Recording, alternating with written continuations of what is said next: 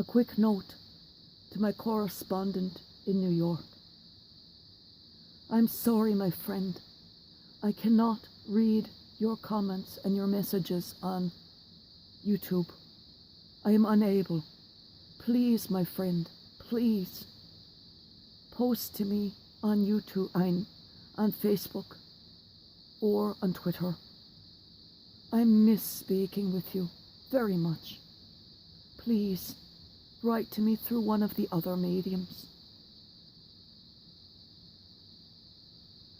Our lesson today for reflection is on service and humility, against envy and worldliness. Jesus tells the disciples in our gospel, if anyone wishes to be first, he shall be last,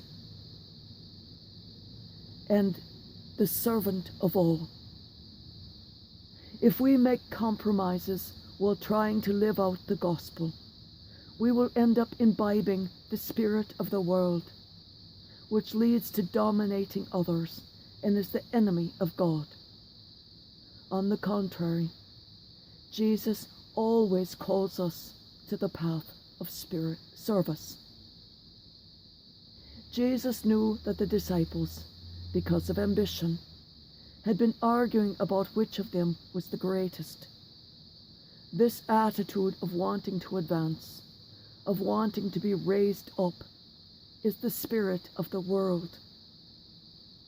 This anxiety of worldliness, this concern to be more important than others, saying, no, I deserve this, that person doesn't deserve it. This is worldliness. This is the spirit of the world. And those who breathe in this spirit, breathe in the enmity of God. Jesus says to the disciples, either you are with me or you are against me. There are no compromises in the gospel. And when someone wants to live the gospel while making compromises, they ultimately find themselves with the worldly spirit, which always seeks to make compromises in order to climb higher, to dominate, to be greater.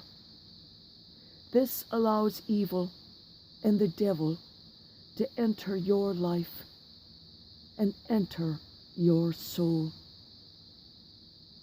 It's true that there are many actual wars in the world today. What about the wars among ourselves, like the one among the apostles about who is the most important? Those who are infected with worldliness, like careerists who are always striving for a higher place, for greater recognition. This is the spirit of the world, and this is not Christian. They say, no, it's my turn. I have to earn more to get more money and have more power. This is the spirit of the world. And then there's the wickedness of chatter, gossip. Where does it come from? From envy. The great envious one is the devil. We know that. It says so in the Bible. Gossip comes from envy, and therefore, through the devil's envy, evil enters into the world. Envy is a worm that pushes you to destroy, to badmouth others, to annihilate others.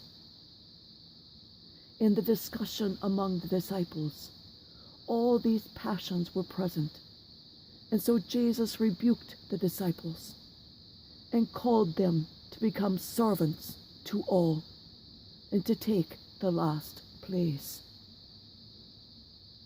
Who is the most important in the Christian church? The Pope or his cardinals? The bishops of all faiths?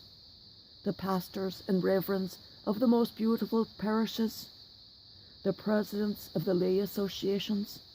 No, the greatest in the church are those who make themselves servants of all, those who serve everyone, not those who have titles, those who serve everyone and are unseen.